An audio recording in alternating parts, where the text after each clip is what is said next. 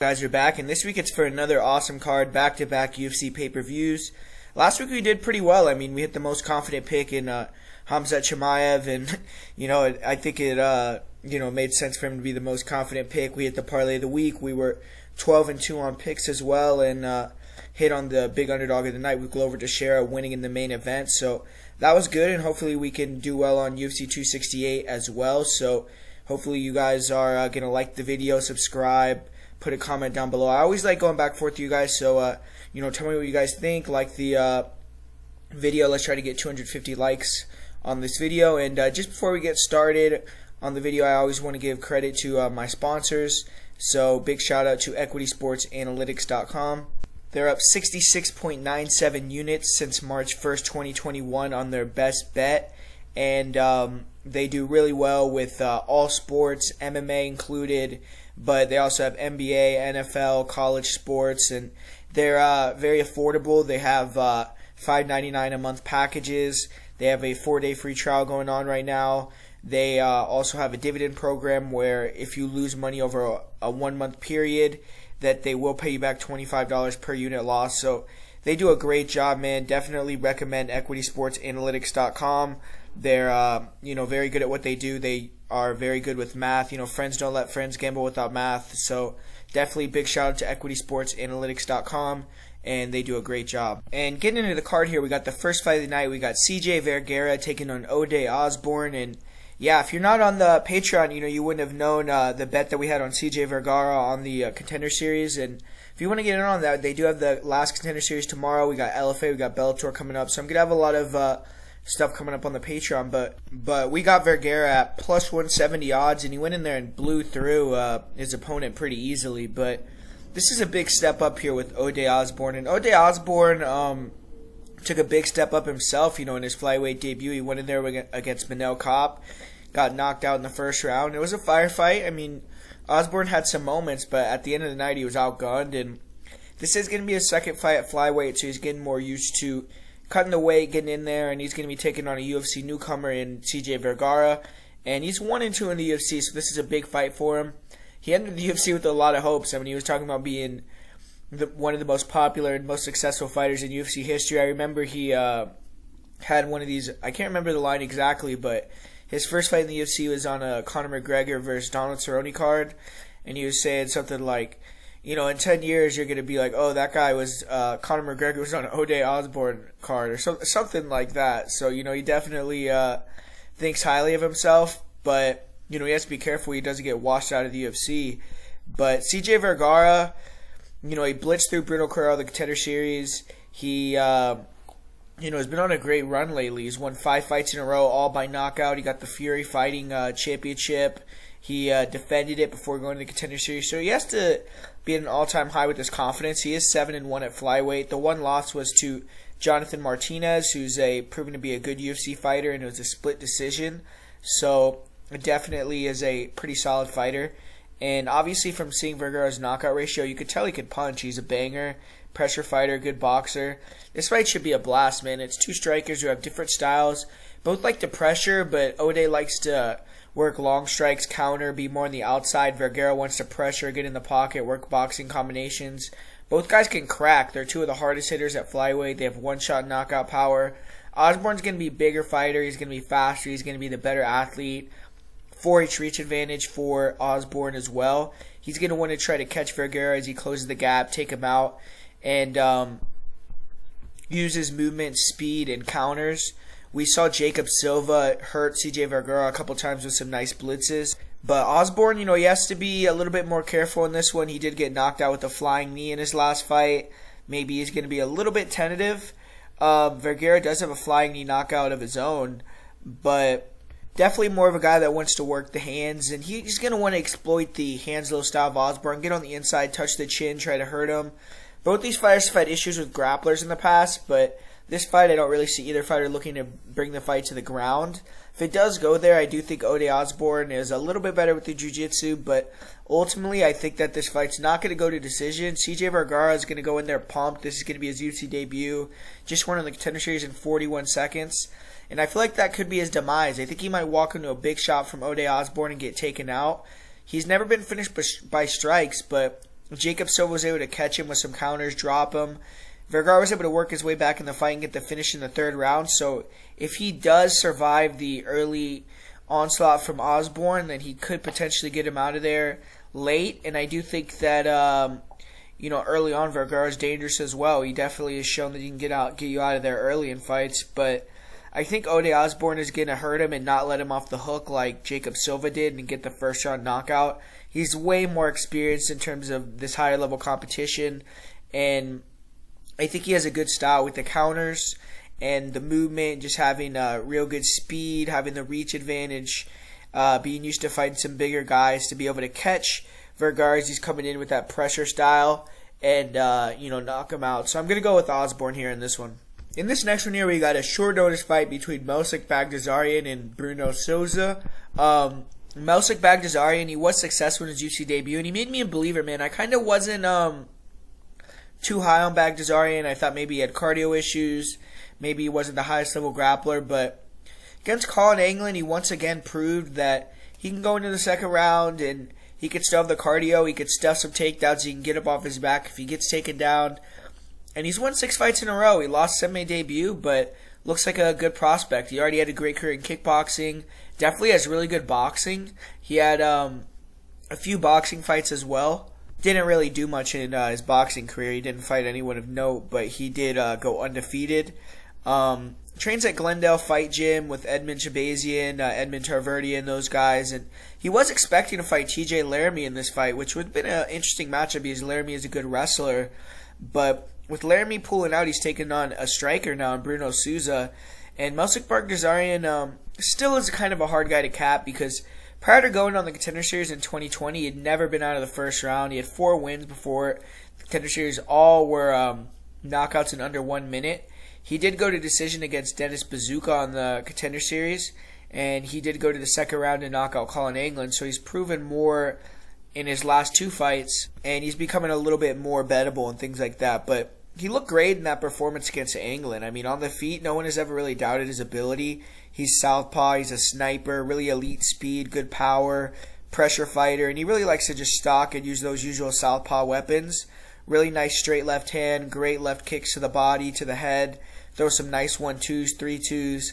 He likes to throw that slap 2 combo a lot, and he's really good on the inside, man. He has really good knees, really good elbows, good in the clinch, good job ripping the body, slows his opponents down with that constant pressure, body attack, and just a lot of volume.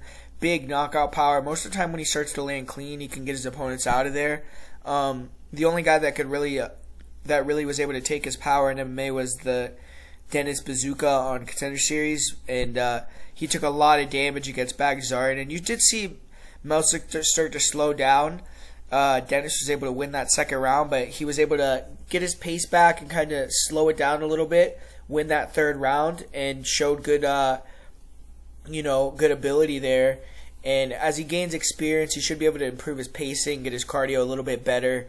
In terms of his grappling, I mean, still pretty much an unknown. I mean, I did see him defend a few takedowns. He looks good in the clinch, like I said, and he is able to get up against the cage fairly well, it looks like. He actually got up in the open mat against Colin England pretty quickly also. So no one's really been able to hold him down. And in this fight with Bruno Souza, he's fighting a karate guy. So I don't really think there's going to be too much of the threat of the takedown. Maybe Bruno Souza will shoot some reactive takedowns, but I haven't really seen him grapple in too many of his fights. And Bruno Souza, like I say, he's a karate fighter. He's out of the Machida Academy, so he has that Lyoto Machida style. And he's won 10 fights in a row, and he actually has some decent wins. I mean, he defeated Kamela Kirk, who we saw beat Makwan Amirkhani in his UFC debut not too long ago. He beat the brother of Miles Johns, Elijah Johns. He beat Javier Garcia, who's went on to fight for a LFA world title. He also beat Mike Hamill, who's a pretty good fighter in Bellator, but in that fight, it was kind of fugazi, the win, because he was getting dominated. He was on his way to losing like 3 10-8 rounds in a row due to the grappling, but he got hit with a couple shots to the back of the head, really milked it, and Hamill got disqualified. Souza got the victory. But Souza's last match was a 5-round LFA title fight. He took the belt, and this is a short notice opportunity for him, but he's definitely faced the better competition in comparison to Melsik, so he has more MMA experience and he's fought higher level opponents, but I don't know if he really has that full MMA game to give Melsik big issue. He's a good striker. He has good distance control. He has good footwork.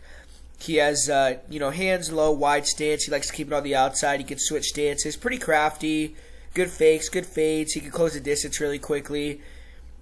Mostly a point fighter. He likes to touch guys with 1-2s or left to right crosses. He likes to pull fighters into his counters.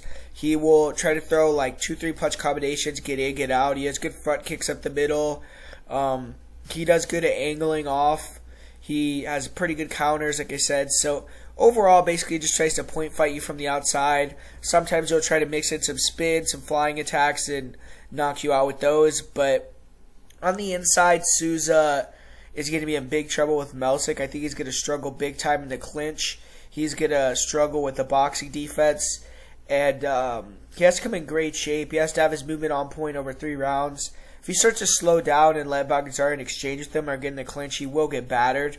And Souza should attack the high kicks because I do feel like Baghdasaryan is a little bit susceptible to the high kicks with his defense.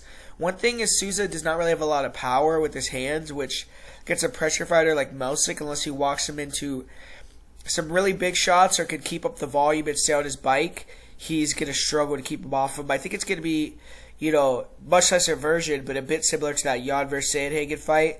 Souza's proven to be durable throughout his career. He's never been finished. He has been hurt and dropped, but he's never been taken out. He only has 1 knockout in his career.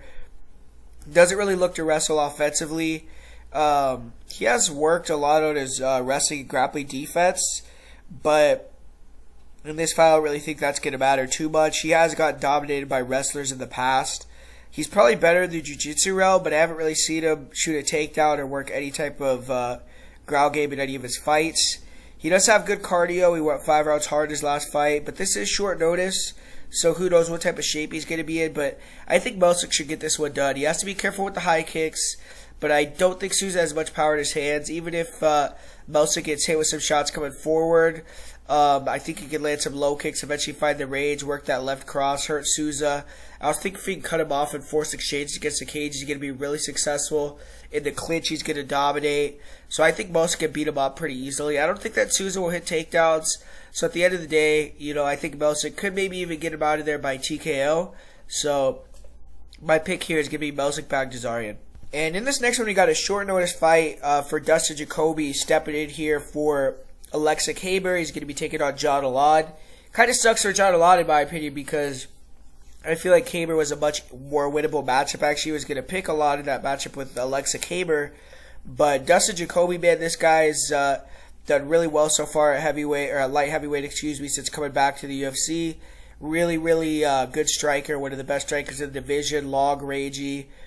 He's fast. He's improved his takedown defense a lot. Traded at elevation now, so his cardio has improved. And in this fight, I mean, it's pretty obvious what both guys are going to want to do. Jacoby's going to want to snipe him from range, eventually start to back him up and batter him against the cage, take him out.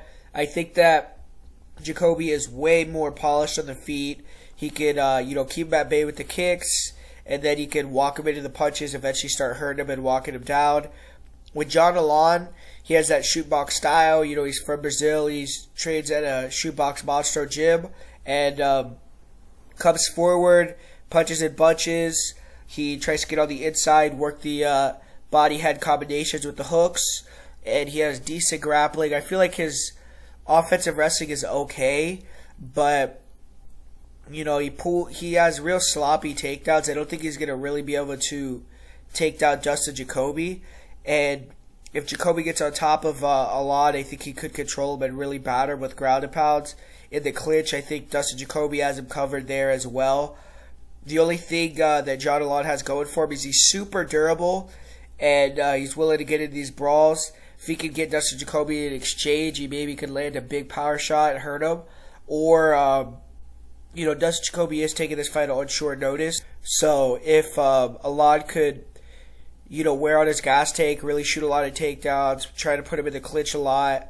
Maybe he could get him tired down the stretch and beat him that way. But I don't think that he's going to have as much success walking down Dustin Jacoby as he did walking down Alexa Kaber. I think there's way more weapons that Jacoby could use to, intercept him as he's coming forward. And I also believe that, Jacoby's more polished in the clinch.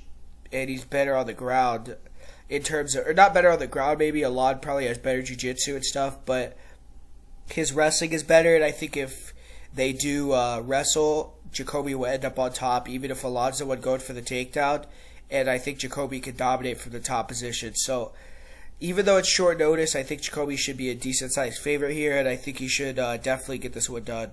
And oh fuck, up next here, man, I don't know how this is in the main event. I feel like this should definitely main event over Usman, but you know, we got Gian Villante versus Chris Barnett, the fight of the century, and it's on the prelims, so we get a treat early here. We got Gian Villante, who's done, not very well recently. He's lost 4 of his last 5 fights. He's moved up to heavyweight and just kind of looked out of shape, and like he's trying to extend his career a bit and pick up a couple more paychecks.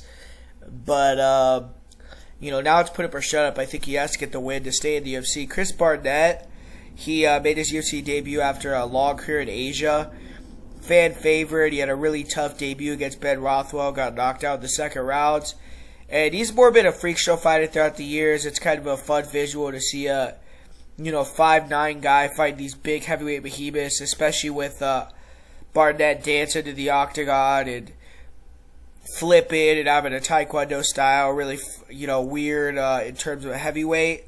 And, man, I mean, this fight, I don't really know what to say. I mean, Valente, he's going to try to work the jab. He's going to work the leg kick, try to work the 1-2s. His boxing is way better, but he doesn't throw any volume. I mean, in his last fight with with Jake Collier, I mean, the dude just didn't do anything in that fight at all. It was really kind of like they exchanged jabs for half a round, and then Valente kind of cemented to the fact that Collier was going to out-volume him over 3 rounds.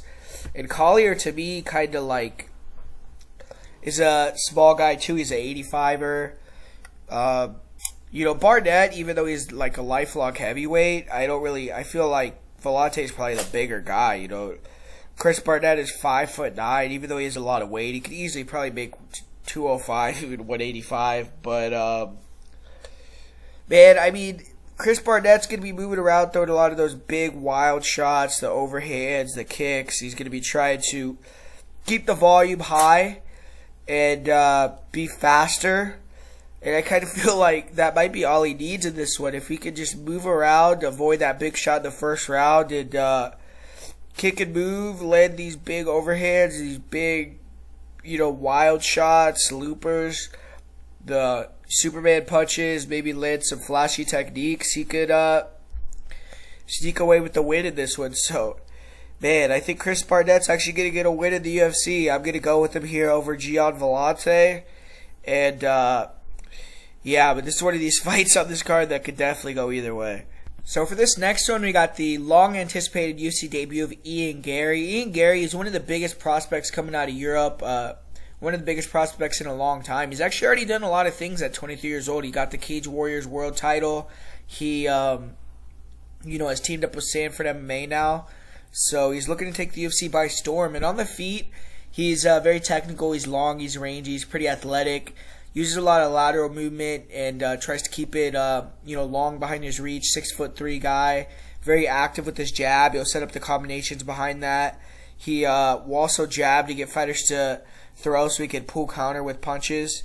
And he has really good 1-2, really good hand speed, nice kicks, good front kicks, good round kicks, really good jab, high kick, cross high kick combination. And in 7 pro wins, he has 2 high kick victories, so he's very dangerous with those. You're going to have to make it ugly if you're fighting Ian Garry, because if you're on the outside, you're going to struggle. On the inside, Garry can clinch up or hit the takedowns, but fighters have to get, in his face, back him up, force him to exchange. He still doesn't have the best boxing or inside fighting, but Ian Garry at this point, super confident, unblemished, undefeated as a pro, finisher, and definitely going in here looking for the win. And he's a good grappler. Offensively, he's very fluid. He's dangerous on the mat. Good reactive takedowns. He sets his takedowns up with strikes really well. He's really good at blending it. Even though he isn't the greatest wrestler, he can get takedowns due to the timing. When he gets on top, he's very aggressive, good transitions, good back takes, really good dangerous rear naked choke. He will finish fights with the ground and pound as well. Good job attacking front chokes when fighters work to stand up. And I'm not too sure about Ian Garry's defensive wrestling. I do feel like it's a little bit suspect. In his fight with Rostam Akman, he was taken down a couple times in the clinch. And against Jack Grant, he did get his back taken a couple times. But Gary's really good at staying calm. He's a good scrambler. Usually he can work back up to his feet or top position fairly quickly. And his last fight, he took on Jack Grant for 5 rounds, who's known as a very tricky submission grappler. And Garry was able to out-grapple Jack Grant, showed great cardio, kept the same movement and speed pretty much. He did slow down a little bit, but that's going to happen in 5 rounds. Jordan Williams definitely up against it here, getting fed to the wolves too after back-to-back losses.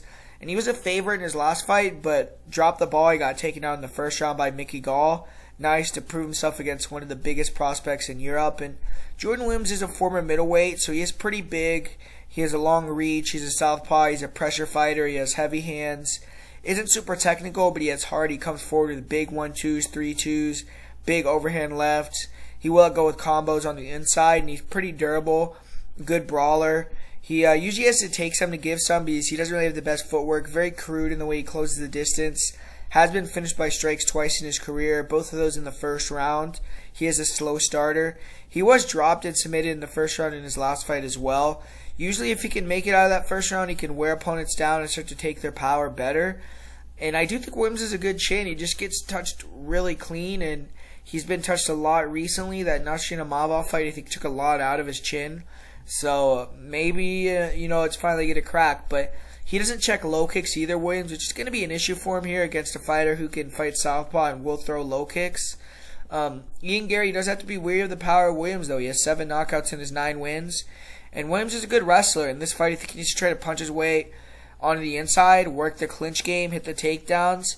Williams doesn't usually wrestle as much as he should, but hopefully in this fight he looks to back Garry to the cage and shoot in for the takedown. Clinch control should be the stronger, more physical of the two.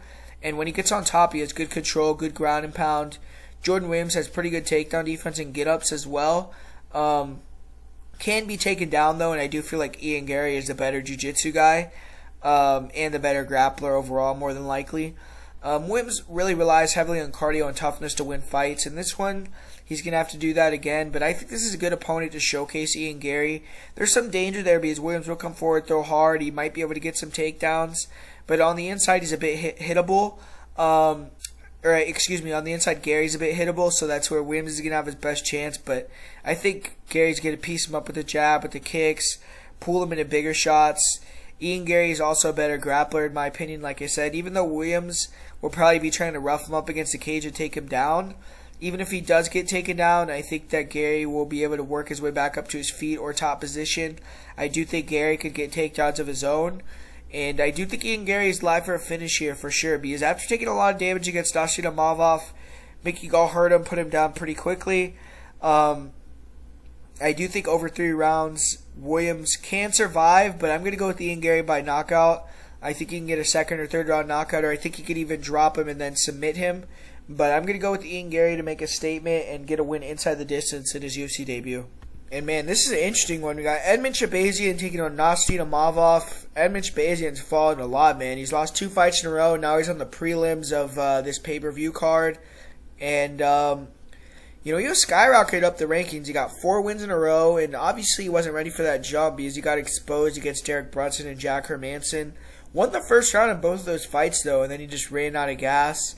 Both those guys are grapplers as well, so in this fight he's not going to have to deal with too much grappling from Imavov, I don't think. Even though Imavov has good reactive takedowns, and it would be smart for him to maybe try to mix it up. I think overall Hermanson, Derek Brunson were 2 of the more elite grapplers in the division, and they're also much more physical than Imavov. I think Edmen will be able to actually control the grappling in this fight if he wants to.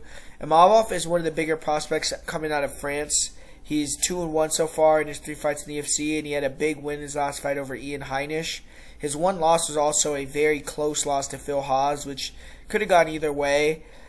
And he's very close to getting ranked. I mean, a win over Shahbazyan will probably get him ranked, but this is a good one because, like I said, Shahbazyan right now kind of ran into the problem of fighting a lot of grapplers, and he couldn't solve that test. So now the UFC's given him a more rangy counter striker, more polished striker than he's probably fought, even though Brad Tavares was a very good striker as well, and he was able to handle that challenge. But Imavov, very good mover, very long rangy. He's going to have the reach advantage, slight height advantage in this one.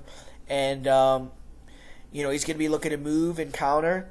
But I feel like boxing-wise, Imavov does leave a lot to be desired. He doesn't really move his head too well. And we saw Jordan Williams land a lot of big shots on him when he backed him up. Edmen's going to have to use that high guard. Probably take some shots, but back him up, get on the inside, work the body kicks, work the boxing in the pocket. I think he could, exploit those bad defensive tendencies of Imavov in terms of the boxing and really land some big shots.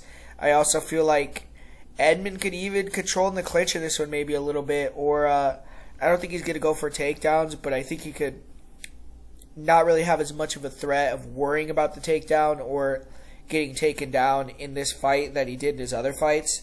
And cardio-wise, Edmen's always an issue. He slows down significantly, so you have to worry about that. But Imavov doesn't have the greatest cardio either, and I feel like Edmen should get this one done, man. I'm going to go with Edmen one more time. I'm a little bit trepidatious about it, but I feel like I said he has the better boxing. He's a little bit, even though Imavov has the height and the reach advantage, I think Edmen's a little bit bigger physically, a little bit stronger, better built, maybe a little more durable. He might be able to walk him down, land the bigger shots with the hands, land some nice body kicks.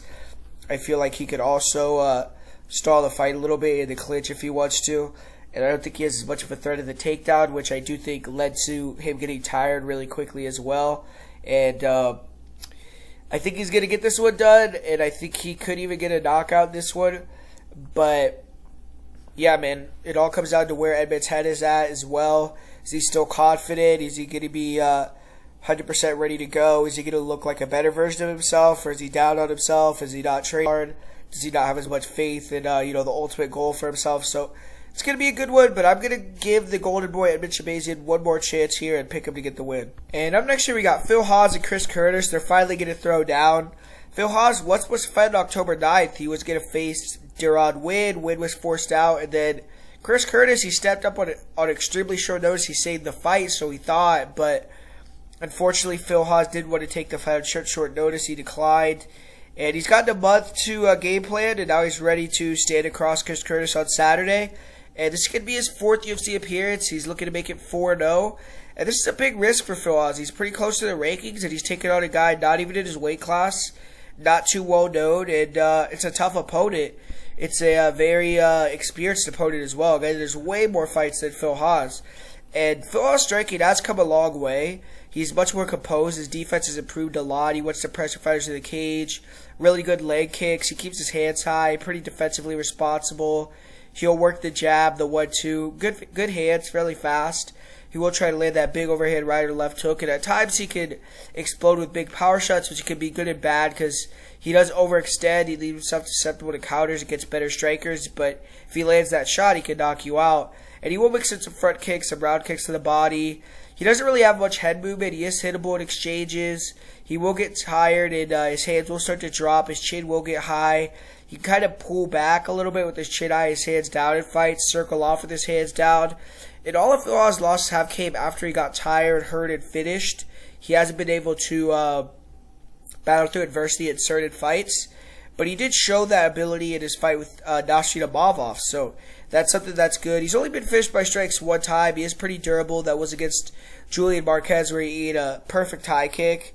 And he's an elite wrestler. He has a great amateur wrestling background. He's just a unit, man. He's incredibly strong. He's explosive. He's athletic. Really good reactive double leg. Really nice single leg. Good job shooting the single, then coming up into the body lock. He'll drive opponents to the cage, work the clinch, and really physical in the tie-ups there. He has good chain wrestling. He gets the cage.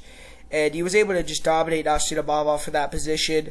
He usually can keep fighters down the entire round when he gets the takedown. Good top control.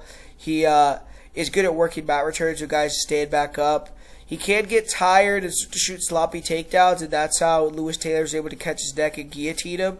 But, Haas' cardio has gotten better and better, and he needs to use his energy wisely in this fight because Chris Curtis is a guy that's a slow cooker. And Chris Curtis, it's going to be his first UFC fight. He's a big underdog. Like I said, he was expected to make his debut at the UFC a couple weeks ago, but better late than never. And, that could be a mantra even for Chris Curtis fighting in the UFC at all. He's fought over 30 times. He's been a pro since 2009. He won the CES welterweight title. He won on the Contender Series. He won a couple fights in PFL. Recently, he won against some UFC veterans on XMMA 1 and XMMA 2. So he's been around, and he's been traded with a lot of great guys. He was traded even before he stepped to fight Phil Haas for another grappler in Evan Cutts. So he will be in shape. He will be ready to go Saturday night. This is a fight that's up normally from where he does usually fight at 185. It's going to be, or at 170, it's going to be at 185 pounds. And I'm sure Curtis will go back down to 170 after this fight, but there's unfinished business here. And he's a southpaw. He likes to pressure, work behind the hand combos. He has a good job fading shots to the head and then digging to the body. His straight left is really effective, closes the gap really quickly with that strike. And because he holds his hands low, he can land strikes when his opponents don't really see them coming. He has a good uppercut. He isn't a big kicker, but on the Contender Series, he landed that hook kick knockout. Definitely wears guys down and then has taken a lot of opponents out. He stays in their face, really pressures forward, fakes, feints, looks for pull counters. He'll use his jabs to the body head combos. And he's very durable, stays in the pocket, and he's only been knocked out one time against a very heavy hitter in Ray Cooper. He relies a lot on head movement, his hands down, so he is hittable. Like I said, he's been rocked in a lot of fights, but usually can recover and stay in there. He does have 14 knockouts of his own, so very dangerous finisher. Not really too much of an offensive grappler. He wants to keep it on the feet and strike, but good at the clinch. His takedown defense is decent. He can spend time clinch against the cage, and he can't be taken down by good wrestlers, which is going to be an issue for him in this fight. But he has good cardio, and he does a good job making fighters work to hold him down and take him down. Good job getting back up to his feet. And he does a good job of wearing out guys that try to wrestle with him. Cardio is one of his best assets. When he gets back up, he pressures right away. He starts to break guys. He can start to sprawl and then go to work. When he gets on top, he's pretty dangerous, but like I said, doesn't really try to shoot too many takedowns. I do think he's a live underdog because his style is a style that has given Haas issues in the past. Curtis will make Haas work to take him down and hold him down. If Haas starts to get tired, Curtis does have the power ability to take him out. Phil Haas is the more powerful, faster guy, though. I expect him to not want to exchange much with Curtis here. He's going to work the leg kicks, uses big punches to close the gap and grapple. He's definitely going to have success controlling Curtis against the cage, probably taking him down early. And I do think Curtis may have some success working back up to his feet, but I see him struggling to get free from Haas even when he does get up. I think that Haas will be able to take his back from standing, mat return him. The size and the strength is going to be a big factor. Haas is a big guy for 85. He's fought at 205. Curtis is a welterweight, and Haas shouldn't be as big of a favorite as he is. And, I wouldn't bet on him at such a bloated price until I'm 100% certain, he's got past his cardio issues. He can battle through adversity. He's starting to do a little bit, but I'm still a little bit nervous about betting him here at that high of a number. But I am going to pick him. I do think he even has a chance to get a knockout here. But like I said, Curtis is very durable. And, so I'm going to go with Phil Haas to win this one via decision. And up next here, this is an awesome fight, man. This is a fan favorite type of fight. Two guys that are always willing to throw down with Bobby Green and Iaquinta, two big-time veterans of the UFC. Both fighters have been action fighters, fan favorites for a long time. And Bobby Green's been super active lately. He was somewhat of the UFC Apex King. But I'm sure he's ready to get back in front of fans, feel that energy, even though they're likely going to be cheering for Iaquinta in New York. He definitely has some fans. It's going to be a fun environment. Bobby Green always shows up for the crowd, man. But Iaquinta fighting in New York. He's ready to go after this long layoff. A lot of injuries for Iaquinta throughout his career. They've sidelined him for a long time throughout his UFC career. They really slowed him down. And he hasn't fought since he fought Dan Hooker. Kind of got dominated in that fight against Dan Hooker. And, he hasn't gotten a win in almost 3 years. He's lost 2 fights in a row. He also had that loss to Donald Cerrone. He did have the win against Kevin Lee, and then he had the loss to Habib in there. And a lot of his other wins, just because of the fact that he's taken such long gaps between his fights, they're against guys that are, kind of names of the past, like Diego Sanchez, Joe Lozon, Ross Pearson. He did beat George Masvidal technically in that run, but I that's one of the biggest robberies in UFC history, in my opinion, that fight, Masvidal versus Iaquinta. But if he actually wins this fight, I think this would be the biggest, best fighter he's ever beaten in his career, most likely. But Iaquinta is a boxer, he's a power puncher, more of a counter striker. He likes to stay on the edge of range, kind of wait for fighters to throw so he can counter with that left hook or right hand. He'll try to work the jab to the body, to the head. But to me, his jab is not very effective. In exchanges, he is very dangerous because he packs power. He'll sit down on his shots, 1-2s, 3-2s. He can knock guys out with either hand. And, he's durable as well. But to me, he's not that great because he's pretty flat-footed. He's boxy. His movement is really not very good. He doesn't use a lot of fakes or feints. He is durable when he pressures forward. If you brawl with him, like I said, he's dangerous. But fighters that can stay technical really have no issues with him. His head movement is very limited. He doesn't check leg kicks. He's pretty one-dimensional. You don't really have to worry much about the hands, or much besides the hands. Sometimes he'll mix in some elbows on the inside. He'll throw some low kicks, but few and far between. He isn't really high volume either. Unless fighters oblige him in that brawl, he could kind of be hesitant to go first. He got jabbed to death against Khabib, battered by Hooker, Donald Cerrone. He does come in shape. He's very hard to get out of there. But, man, he suffered a ton of injuries. He's getting older, and eventually this damage is going to start to catch up with him. He's always going to be dangerous, though, because he has 8 knockouts. 4 of them came in the UFC. And he's a good grappler. He has a wrestling background. He has Matt Serra sharpened in jiu-jitsu. He doesn't really have a lot of success with his wrestling in MMA, though. I mean, he'll shoot the single leg, but he isn't the best at getting opponents down. And he doesn't really push the pace with his wrestling either. Wrestling is always the second option to striking for him. The last time that Iaquinta got a takedown actually was at UFC 183, where Anderson Silva and Nick Diaz fought, And with the injuries, I don't expect him to be shooting too many takedowns. He has really good anti-wrestling, and his takedown defense and get-up game is really good. Even when opponents get him in bad positions, he's hard to submit. Earlier in his career, he got submitted a couple times, but hasn't been submitted in 7 years. He'll attack sometimes the leg locks and stuff, but he's never gotten a submission, or he hasn't gotten a submission in the UFC since his UFC debut.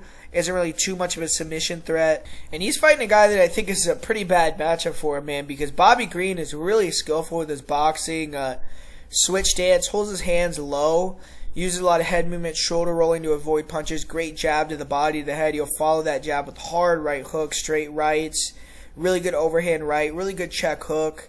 He's really good with his kicks as well. Front kicks to the body, oblique kicks, knees.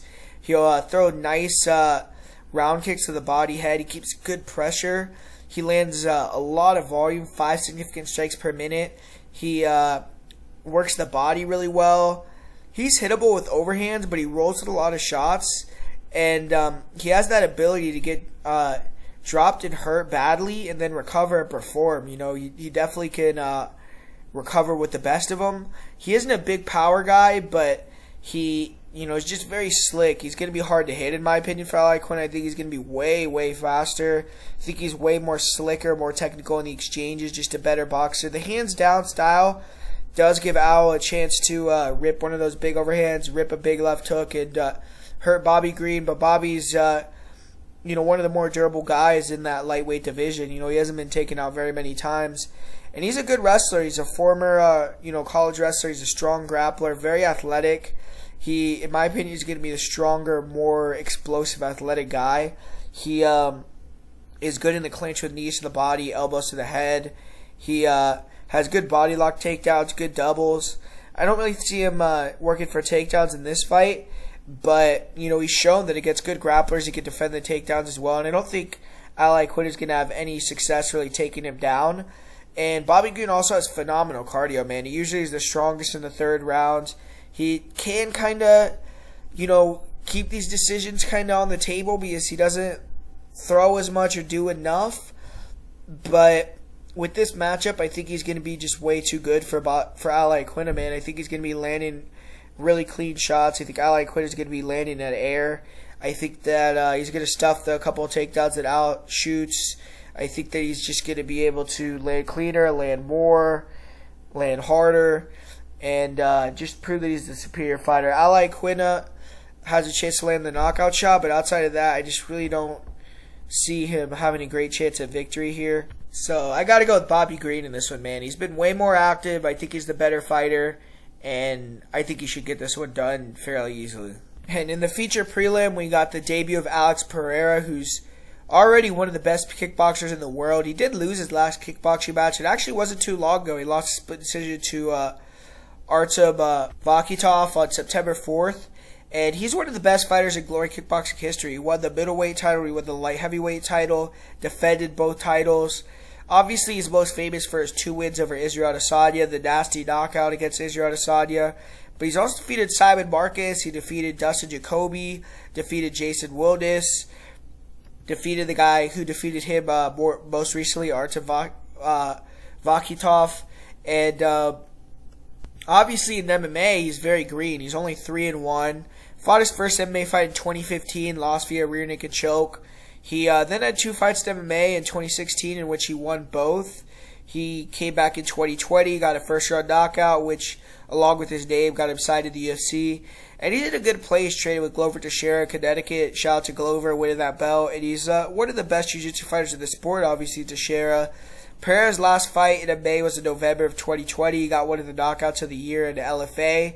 And his last 2 fights have been in kickboxing, though, with the last one happening only 2 months ago. So hopefully he's been training MMA during that time. He did announce his retirement from kickboxing after Glory 78. So obviously he's planning to focus on fighting in the UFC full time. Pereira, in my opinion, instantly becomes one of the hardest hitters in the UFC 185 division, if not the hardest. He has unbelievable power, man. His left hook, he's used that punch to knock out so many opponents. His straight and overhand right packs so much power, and he doesn't even have to land clean to get the knockout. Combine that with superb speed, an 80-inch reach, you can see why he's dangerous to deal with. He's really good at setting up his kicking game. He has really good hands. He'll use his left hook to set up his low kicks, and if you start to check the low kicks, he'll go up to the body or up top to the high kicks. He's really good at getting the reads quickly. His kicks come up extremely fast, very little tell. He has disgusting knees as well. Great timing on his knees to the body. He has good intercepting knees when guys try to close the distance. His flying knees are a thing of beauty.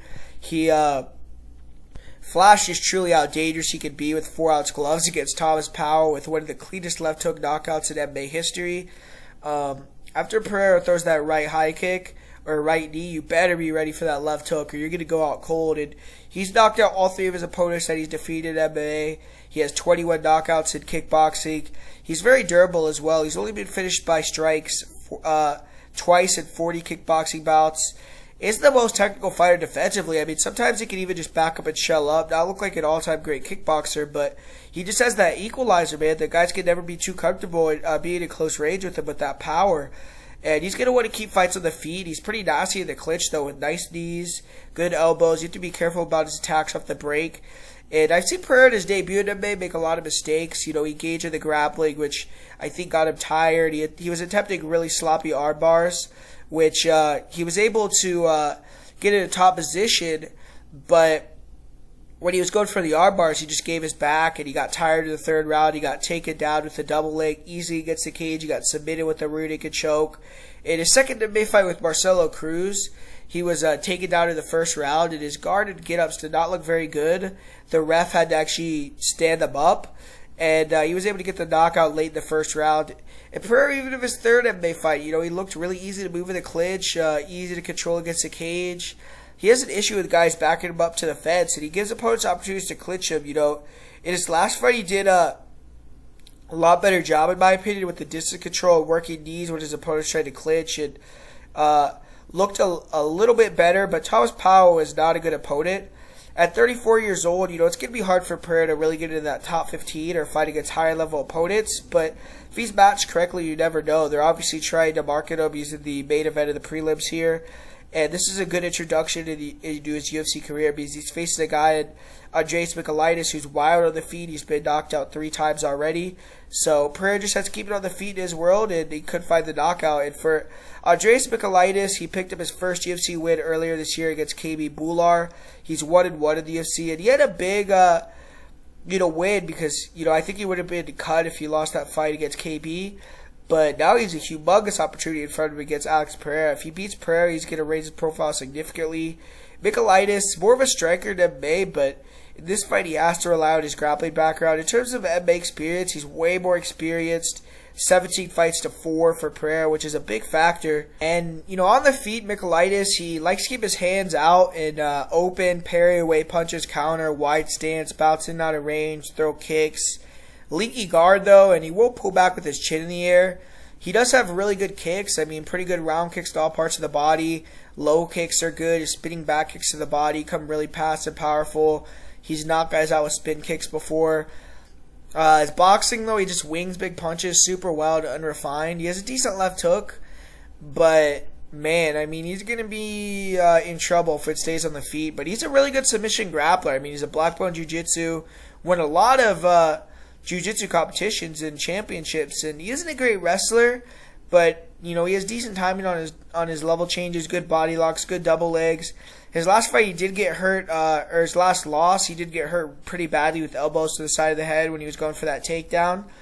Not a great wrestler, but if he can get on top, man, he's going to pass to side control, rain down big punches. He has 4 submissions as well. And, I've seen him in BJJ matches with guys like Keaton Cornelius and, go 7.5 minutes and do pretty well. He does have questionable cardio, though, Michailadis, and in his fight with Vladimir Maneva, he was exhausted. He got finished on the ground, and he's finished almost all of his fights in round 1. He just doesn't really pace himself the best, so in this fight, he has to be careful about getting tired if he wrestles heavy early and can't find that finish. This is a fight that I feel like could go either way, honestly. I feel like the line is a little bit wide, especially when you're just looking at one guy having 4 fights, the other guy having 17, one guy having a massive advantage on the ground, so I'm still going to go with Pereira here. I think that he'll exploit the, leaky guard and the defensive tendencies of Michailadis, knock him out. Somewhere through the fight, I'll say the first round, but Michailadis has a chance to get the win in this one for sure. This is a guy that could spoil the party, and this isn't a fight I would go too hard on in terms of betting Alex Pereira. And we're kicking off the main card with a bang. We got an amazing fight. We got Marlon Cheeto Vera taking on Frankie the Answer Edgar. And Cheeto, he bounced back from his loss to Aldo in classic Cheeto fashion. He went to war with Davey Grant, fight of the night performance, and almost got him out of there in the 3rd round, put a lot of damage on him, but won that unanimous decision. And now across the cage from Cheeto is going to be another legend of the sport, man, Frankie Edgar. At 40 years old, Frankie Edgar has obviously seen his better days, but still ranked highly. He's still a big name to have on your resume, and still a big challenge. It's a different challenge for Vera as he's faced primarily strikers in his career. He's faced a couple wrestlers, but probably the best grappler he's faced in MMA is Frankie Saenz. His last 6 opponents have all been striking-based fighters.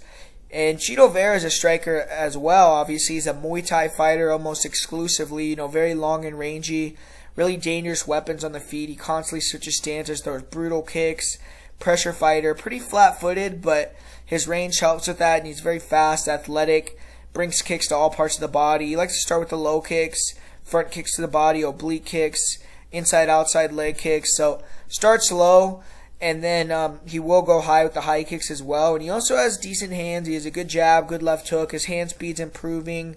He'll throw some 1-2s. His length gives a lot of guys issues. When he can backfire to the cage, he will work combinations, does a good job ripping the body. His clinch attack is probably the best asset of his striking. That's where he's the most vicious, with his knees, with his elbows. He does start a bit slow, and he can get pieced up early on, but usually when he finds his range, he gets just to walk guys down, get him in that clinch, and beat him up. But Vera is kind of a plotter. He's not the fastest guy. He does have a tendency to shell up and go high guard to defend shots due to, in my opinion, not being super fast, which leaves his body available. Jose Aldo took a big advantage of that, and he's just hittable coming forward because he's flat-footed. He likes to stick in the pocket, and shots can go through his guard. But overall, Cheeto does do a decent job defending headshots. He's also just extremely durable, and he will get super aggressive at certain points in fights and just change the tide of the fights very suddenly. He can be losing the fight, then all of a sudden explode, come back at the finish. And he doesn't have overwhelming power, but he can just wear fighters down over 3 rounds, and usually he can get an opponent to the breaking point and take him out. He has 6 knockouts in his career. He's also a black belt in jiu-jitsu. He's dangerous in the submission realm. He's really nice in the clinch as well, like I said, with the knees, with the elbows. He really isn't an offensive wrestler. He will sometimes work the body lock, but when he can get on top in a scramble or drop opponent and get on top, he's very dangerous. He'll look for really good ground and pound. He jumps on submissions quickly. He can take the back. His wrestling defense really has not been tested a lot. But in my opinion, from what I've seen, he's not the best wrestler. I mean, he tends to get taken down against the cage and in the clinch fairly easily. He'll also jump guillotine or sometimes go for submissions that put him on bottom. For instance, he went for a Kimura against Aldo in the third round, which allowed Aldo to get his back and win that round, just controlling for that position the whole time. And once Vera's on his back, he is dangerous. I mean, you have to worry about his arm bars and his triangles. But, he's also shown he can get held down and controlled for the entire round. He doesn't really have good get-ups. If he gets taken down by Frankie Edgar, I don't see him getting back up to his feet. He's never been submitted. And usually, he can mitigate the damage. But you did see Nolan Hernandez land some pretty good ground and pound against Chito Vera. Chito's cardio is elite. If fighters come in with grappling game plans, they have to be able to keep the pace for 3 rounds. And Vera, he's finished 14 of his 17 wins. So usually he's going out there and taking you out if he does win. In terms of winning when fights go to the scorecards, it's not really the best. He's 3-7-1 in decisions. Frankie Edgar has to have a good performance here, or the retirement talk will definitely start to ramp up. He's a legend of the sport. He's a former UFC champion. He's one of the best lightweight and lighter weight class fighters in history, period. But he's also 40 years old. He's dropped down 2 weight classes from where he's fighting in his prime. And he's gone 1-1 in those 2 fights. He did take out Pedro Munoz in a 5-round fight, which is pretty impressive, but the decision was controversial. Then in his last fight, he was taken out by one of the most devastating knockouts in recent UFC history. He got knocked out cold with that brutal flying knee. So that was the 3rd time in the last 6 fights that Edgar has been finished by strikes, and he had not been finished by strikes in the first 27 fights of his career. So definitely something to look at in terms of his chin. He's still there, though, as long as his, the match with Corey Sandhagen didn't change him. When he fought Pedro Munoz, he looked very fast, he looked sharp, he looked in great shape. And he's also fighting in his backyard. He's in New York. It isn't New Jersey, but it's close enough. And Edgar's 10-0 in the Northeast. He's 2-0 in New York. And he has tremendous movement. He has the better boxing and footwork and speed in comparison to Vera by a long shot, in my opinion. He likes to use lateral movement, work angles, blitz in, catch fighters as they come in with boxing combinations. Really fast hands. Even still, he can get out of range pretty effectively. He's super active with his jab. He'll use the jab to work his way in for the hooks and the uppercuts. Good job attacking the body, then going high with the combinations. Good leg kicks, but his kicking in has never really been a big part of his game. And he could struggle with low kicks himself, which is something that he's going to have to address in this matchup. And just being the smaller guy, the shorter guy, which is going to be the case again here, even though it's not as big of a difference, he can get caught with the jabs, get caught coming in. He can get timed with knees, with uppercuts. We saw Brian Ortega and Corey Sandhagen do that. And as I said earlier, I mean, he has been fished by strikes 3 times in recent times. So that on top of the knockout inflicted on him by Corey Sandhagen, you have to wonder about the durability. And Edgar, he's always going to be there, though. Unless you knock him out cold, he's never going to quit. He has 7 knockouts in his career. And he's one of the most successful wrestlers in UFC history. He's landed 70 takedowns, which is 4th most all time. His boxing style is very good at helping him disguise the level changes. And he'll move around, land a combo or 2, get a fighter frustrated, get them to overextend or plant their feet, and then boom, he level changes underneath, gets the takedown. Great timing on the single and double legs. In this fight, he has to use his boxing to set the takedowns up. I think if he can time a takedown, get deep on Marlon, you should take him down fairly easily. And Vera doesn't have a great takedown defense against the cage or in the clinch, so maybe driving Vera to the cage, working from there is going to be an effective tactic for him. Once Edgar gets on top, he has excellent top pressure, really good ground and pound. He likes to just sit in full guard or half guard, pound away with big punches, big elbows. He is good at attacking the front headlock position. Fighters work to stand up. And he does have a black belt jiu-jitsu. He's never been submitted. So he's going to be able to defend those submissions that Chito Vera throws up. He isn't really active with his submission game. And he hasn't been too effective with his wrestling recently, but I think that comes down to more of the opponents he's been facing. I mean, he fought Corey Sandhagen, and obviously he wanted to take him down, but he got flying knee in 28 seconds. And against Pedro Munoz, he did get 2 takedowns, but Pedro Munoz has, one of the best jiu-jitsu practitioners in the sport, much harder to hold down, much more dangerous to shoot in on due to the guillotine threat than Vera. And Korean Zombie also caught him early. Max Holloway, he struggled with the range of that one. Brian Ortega, I doubt he wanted to take him down. So a lot of these opponents, he, hasn't had the chance because he got finished early, or he just hasn't wanted to take them down. But Frankie Edgar has always been known to have amazing cardio, toughness. Proved that once again in his 5-round war against Pedro Munoz. And in New York with his friends and family watching, I'm sure he's going to muster out everything he has to get the win here. He is more of a decision fighter, and he's 13-6-1 in decisions in comparison to Vera's 3-7-1, so big advantage for Edgar there. And I expect you to really attack the legs of this fight. Obviously, he's going to be looking for the uppercuts from the knees up the middle, shots to discourage the level changes. And when Edgar shoots, he has to be ready to defend, make him pay with either knees or elbows, and try to bust Edgar up. Just beat him up in general. I don't think Chito's going to want to attack the body so much with the front kicks or go high with kicks, which does take a bit away from his game. And in terms of the hands, Vera needs to stay long counter, sting Edgar as he tries to come inside. If Vera gets taken down, he has to use his submissions to try to stand up, not get involved in throwing up submissions and scrambling with Edgar and staying on the ground. Use the submissions to get back up to your feet. It's very unlikely he's going to submit Frankie. And Chito's last fight in the second round, it became kind of a scramble fest with Davey Gray. He spent a lot of time on bottom, but Vera's just so vicious when he gets on top that when he used that leg lock to sweep, he was able to steal the round even with less control time against Davey Gray, just because he beat him up really bad at the top position. His cardio is really good, and I do think if Vera gets on top of anyone, including Edgar, he's going to have success. But Frankie has to be careful to set his takedowns up. Not a lot of Vera to stuff, get on top, and Frankie Edgar is going to be doing what he does. He's going to be moving, fading, looking to exploit that limited head movement, slow, stationary Chito Vera style. Edgar will have the big speed advantage, the boxing edge. He's going to need to be in and out early, land some combinations, keep Chito thinking. And, when he starts thinking it's a striking fight, then he needs to level change, get the takedown, make Vera pay from the top position. And I think if Edgar gets top position on Vera, he won't be able to bake that round or control until the end of it. Both guys are going to come in phenomenal shape, ready to war. Chito Vera, he breaks guys, but Frankie Edgar's unbreakable. I mean, unless Chito Vera puts Edgar unconscious, he's not going to make him quit. I think this fight is really close. Styles-wise, it's a good matchup for Edgar. Chito is stationary. He's a Muay Thai fighter, not very fast, doesn't have great head movement or great boxing. Edgar should be able to stick and move pretty effectively, and on top of that, I think Vera's takedown defense is not the best. Edgar, if he takes him down, he'll be able to dominate on top. I've seen guys like Luigi Burin, Guido Canetti take rounds on Marlon Vera with grappling success. Nolan Hernandez was able to unload on Vera with ground and pound at the end of round 1. Vera found a way to break those guys, get him out of there, but it's in Frankie Edgar's backyard in a big pay-per-view.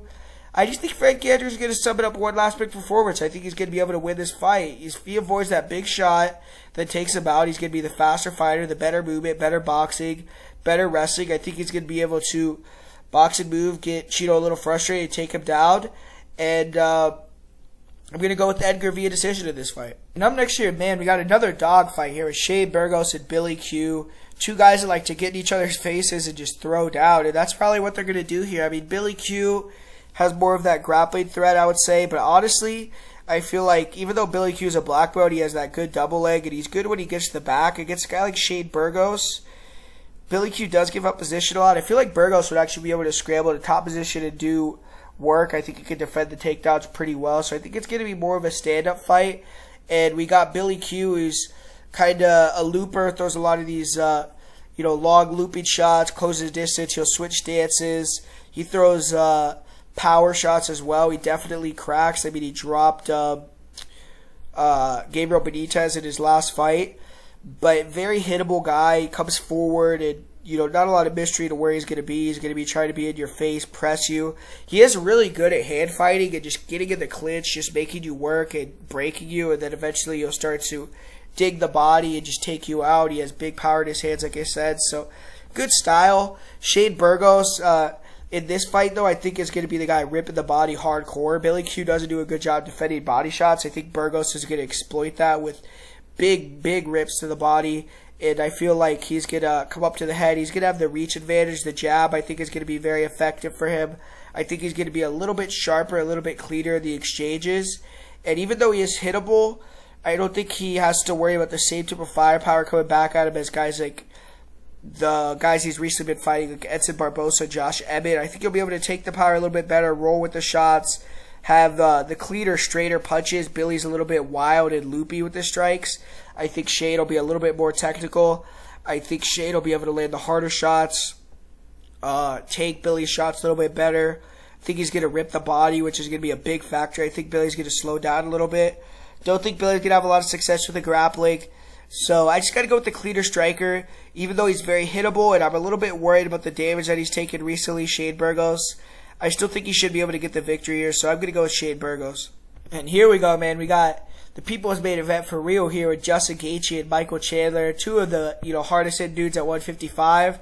And both these guys fought for the title in their last fight. Justin Gaethje is back just a little over a year to the day of his loss to Khabib Nurmagomedov. He reached the pinnacle. I mean, he touched UFC gold, but couldn't get it done against a 29-0 Khabib, and 5-3 so far in his UFC career, but he's been in there with the best of the best. He's picked up some amazing wins, and every time Justin Gaethje is in the cage, it's going to be must-see TV. He definitely brings it.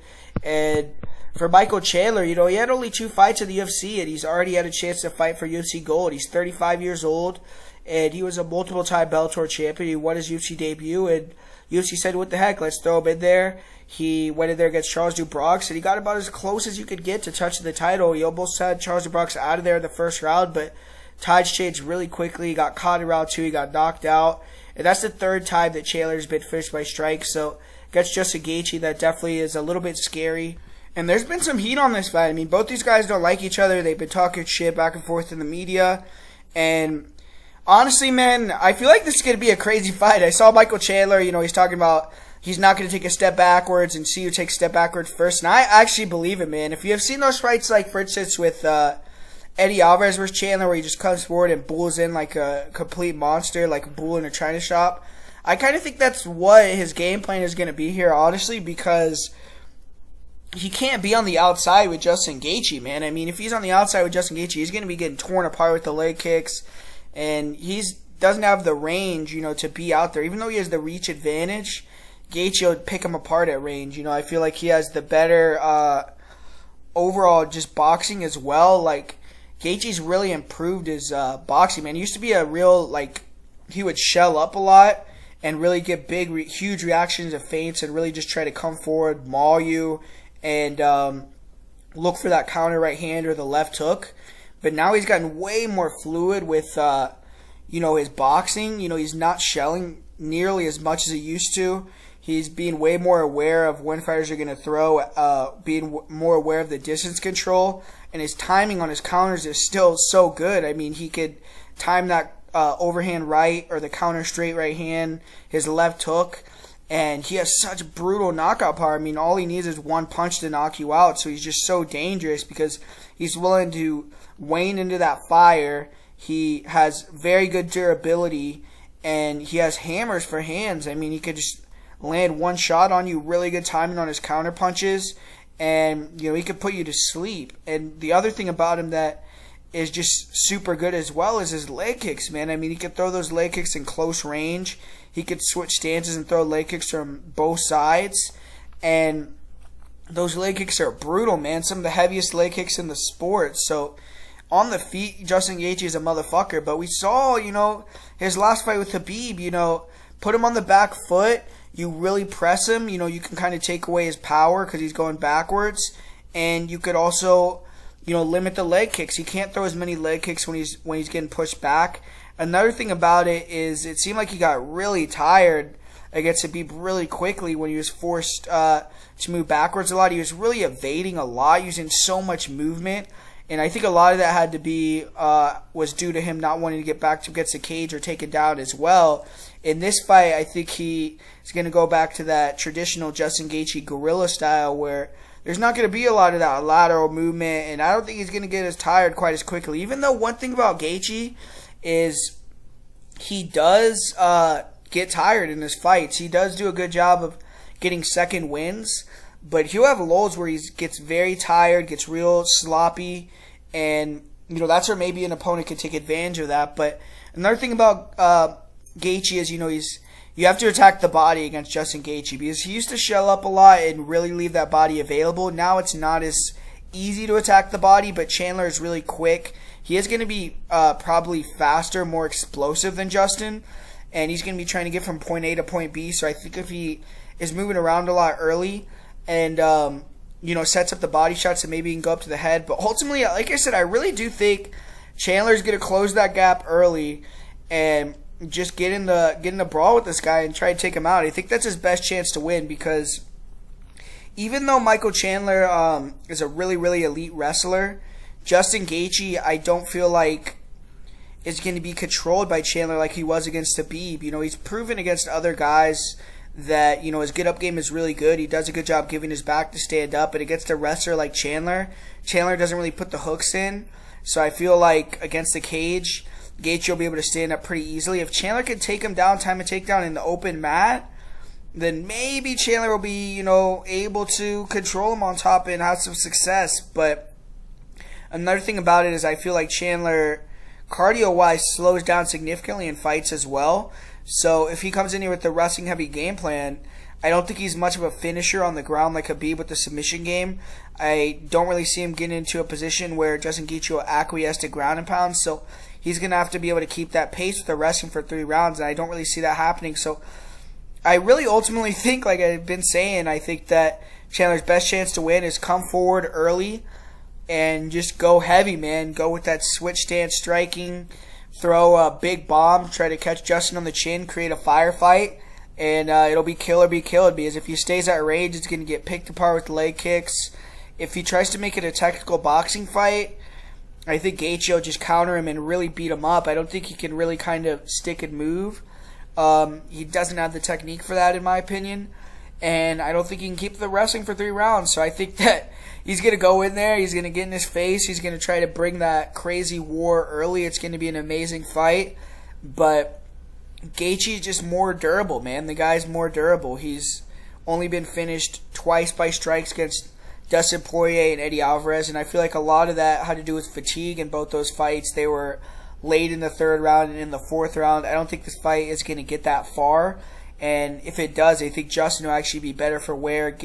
Chandler, I feel like, is a little bit less durable, doesn't take the low kicks well, has been knocked out 3 times, and I feel like he's doesn't have the greatest cardio. He's getting up there in age as well. He's closing in on 36 years old, and I think Gaethje's going to get him out of there first round knockout. I think it'll be a wild fight, and I think Chandler has a chance to knock him out as well, but I think the best chance for Chandler to win is to create a firefight in the first round, kill or be killed. But I think Gaethje's going to go out there and get the kill in that first round. So I'm going to go with Justin Gaethje, left hook, overhand right, knockout.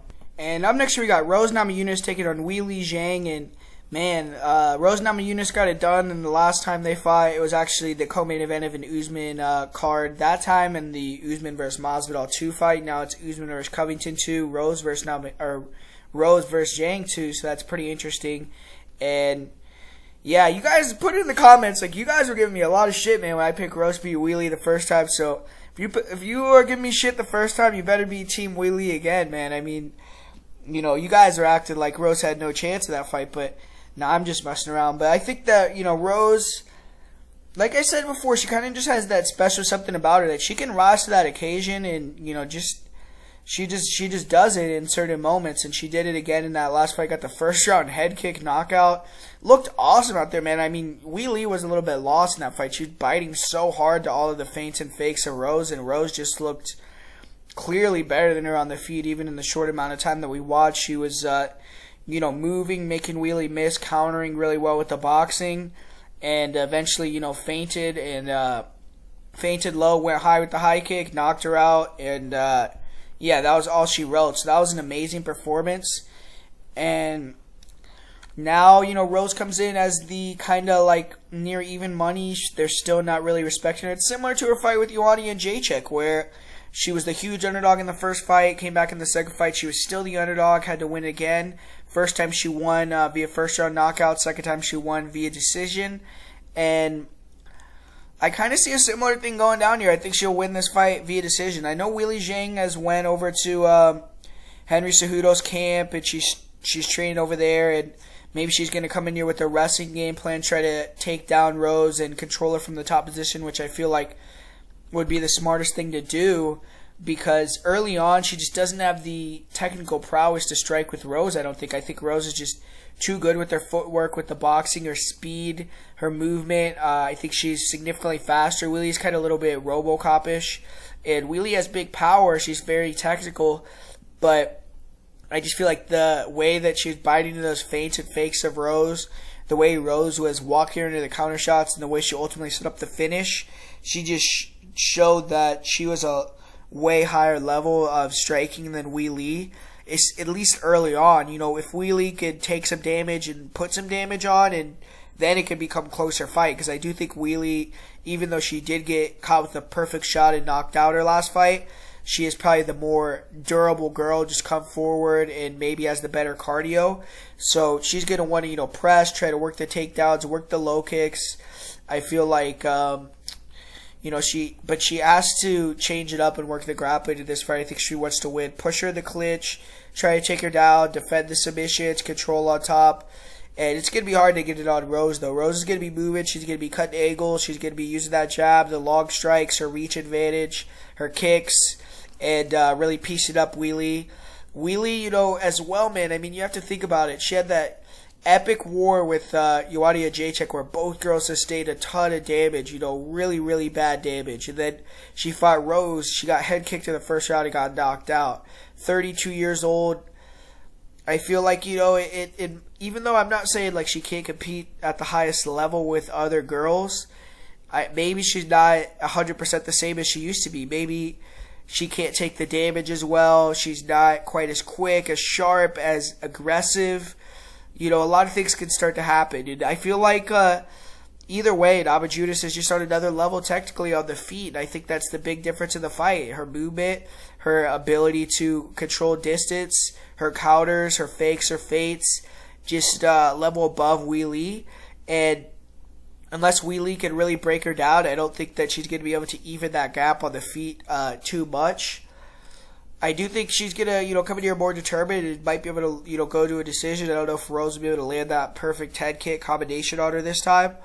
But Rose could get her out of there again, honestly. And Rose is undefeated in decisions, 3-0. One thing, though, I am, weirdly, I was more confident in Rose in the first fight, where everyone was kind of doubting her, than I am in this fight. I feel like she just kind of, she has a weird thing about her where, I don't know, she could maybe have a bad performance or something, but at the end of the day, it seems like she's grown into herself a little bit more, hopefully, and I think she'll be able to get it done. She's really savvy. I feel like she actually is the girl with the better fight IQ as well, and that's going to help anytime you have a rematch with someone. You already get to kind of feel them, get the look, and then you can have that second look.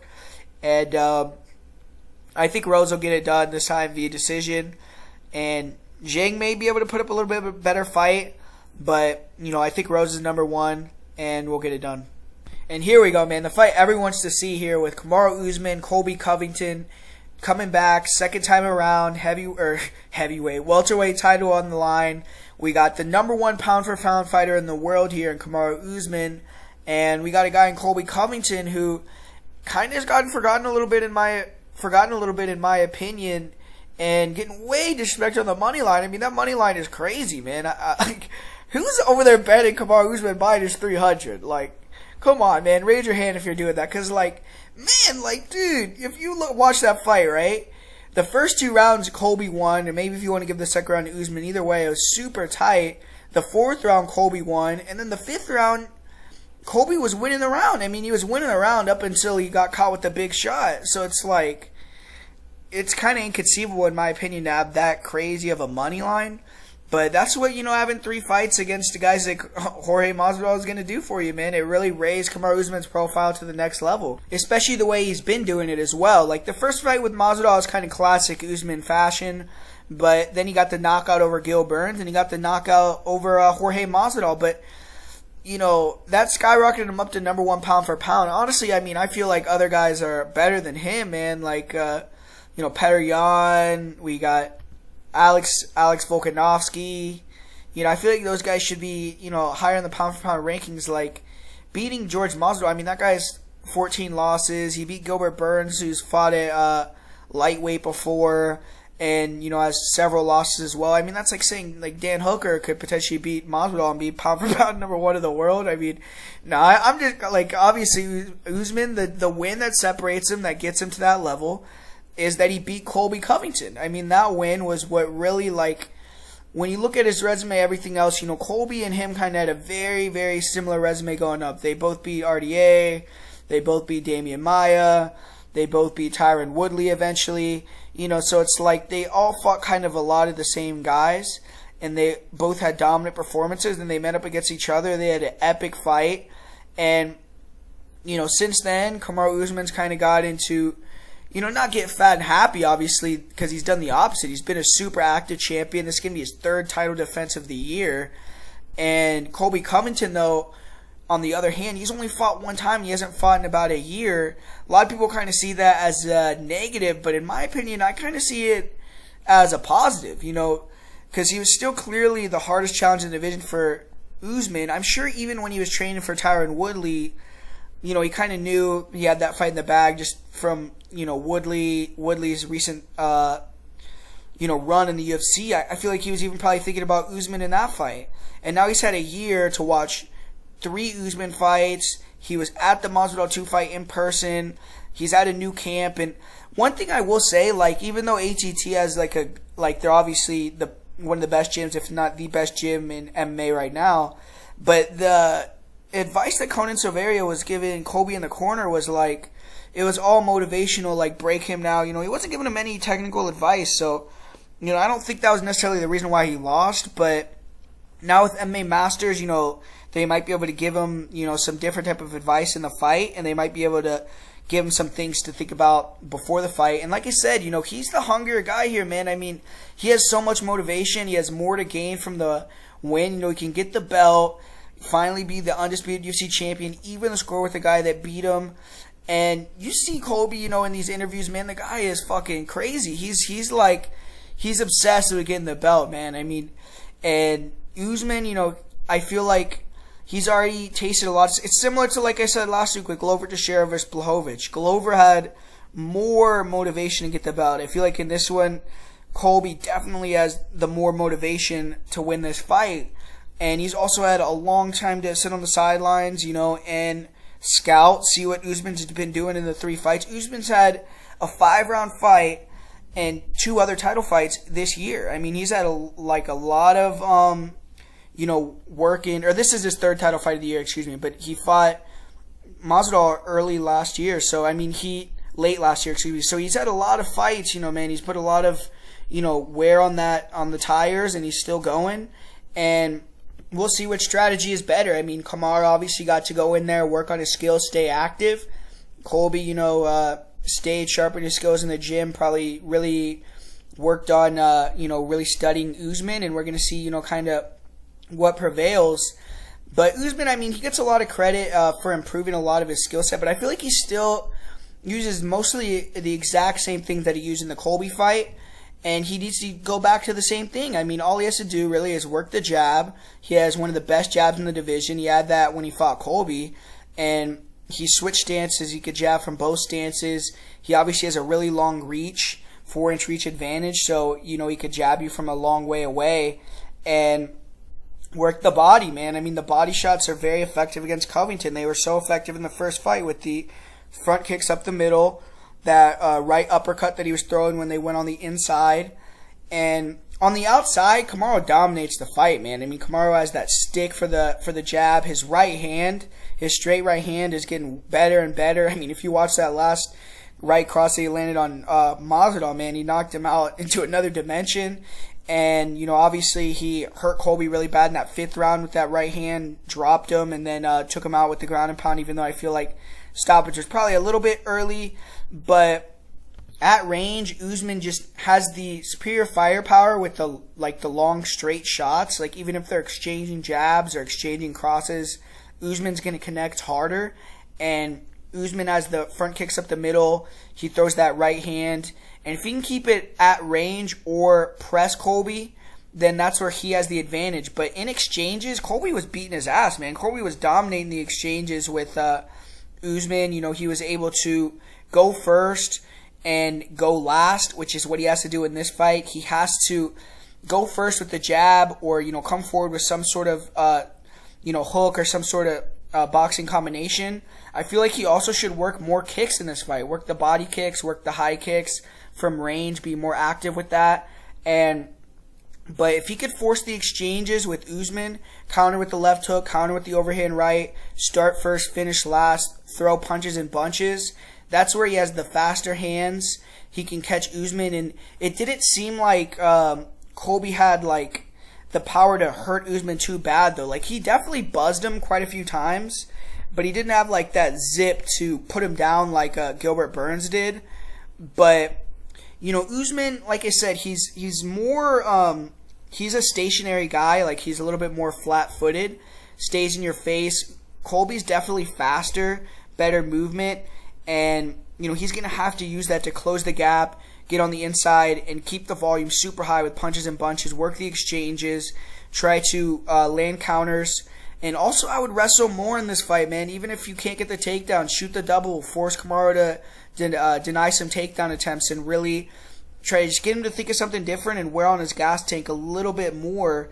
And he just needs to be a little bit more defensively responsible as well. Like, move his head a little bit more on the inside. Don't drop your hands and circle with your hands down right into that right hand like he did in the first fight multiple times. Just be a little bit more aware of the power that Usman possesses as well. Don't trade trade with him as much. Obviously, I'm saying, create exchanges, but create exchanges on your terms. Like, when you're going first and you're going last, don't let him bait you into a jabbing, jab for jab type of thing, because he's just more durable and he's way bigger and he's more powerful, so he's gonna win that. But if Colby can keep the volume high, work the combinations, he's gonna be able to out-volume Usman and really land some nice shots as well. And I think this fight is razor thin, man. I think there's only real small adjustments that Colby could do to win that fight, and I think Usman's going to come in with similar gameplay that he had in the first fight. I don't know why people feel like if they grapple that Usman is just going to dominate the grappling, because I don't necessarily feel that. I feel like Colby could maybe even hit a surprise takedown or two potentially, but just looking at the line is crazy, man, and I'm going to go with Covington. I feel like I said, he has a lot more to gain from the fight. He's going to be super motivated. Usman's had 3 title defenses already, so I feel like he is getting his flowers and everything. He's #1 pound for pound in the world. And Covington, new gym. He's had a long time to just stay out, scout Usman, and I think he's going to be able to come in here and make some small adjustments and get it done. I think he's going to go first, go last, mix in the wrestling, mix in some more kicks to the body, to the head, be a little bit more defensively responsible, and beat Kamaru Usman. I think Kamaru Usman is an excellent champion. He's one of the best fighters in the world, obviously, but to put him at that type of line, I think you're getting a little bit crazy now. I think you're overrating the guy a little bit, and Colby Covington's a bad motherfucker, man. He's not a lightweight. He's not a guy that can't wrestle, so he doesn't want to pressure, and he's not a guy that doesn't have a great chin and gasses out like Gilbert Burns. Gilbert Burns was winning all the striking exchanges with Usman before he got tired. So I think Colby Covington is very, very live in this fight. You give me those underdog odds, and I like that. So give me Colby Covington to get the win in this one. So that's my full card breakdown for UFC 268, Usman vs. Covington 2. Would really appreciate it if you guys put a like down below, put a comment down below who you think is going to win in the title fights. Curious what you think about my pick of Colby Covington. You think I'm crazy? You think Covington has a chance? You agree with me saying he has a lot of value? And for my parlay of the week this week, it's going to be Ian Garry and Melsik Baghdasaryan. For my most confident pick, I'm going to go with Bobby Green. So thanks for watching, guys, and I'll talk to you guys later.